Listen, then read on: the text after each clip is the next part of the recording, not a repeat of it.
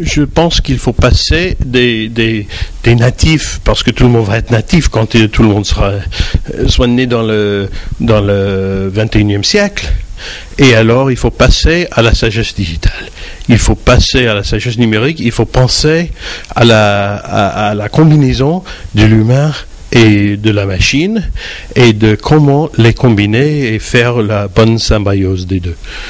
Il faut réfléchir aux capacités du cerveau et aux capacités des machines, et décider quand la machine fait quelque chose meilleur que le cerveau, alors à ce moment-là, il faut le déléguer à la machine.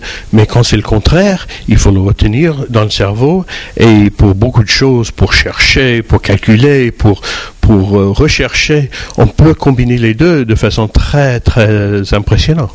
Il y a certaines choses qu'on puisse pas faire sans le numérique. Il faut pas aller au-delà des sens. On peut pas travailler avec des millions de données. Il y a beaucoup de choses qu'on peut pas faire comme on veut sans le numérique.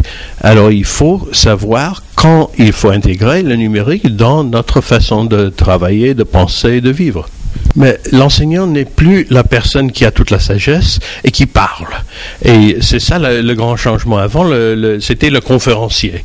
Maintenant, c'est le guide, c'est l'entraîneur, c'est le partenaire, c'est celui qui fait monter et remonter la pensée des jeunes. Mais les jeunes apprennent d'eux-mêmes, ils ont les outils. Mais poser des problèmes, trouver un problème qui va emmener à la connaissance qu'on veut. Alors c'est pas facile de trouver des bons problèmes, de bonnes questions à poser à fur et à mesure. C'était Socrate qui l'a fait d'abord. Alors il faut apprendre de lui et des autres, mais c'est ça, il faut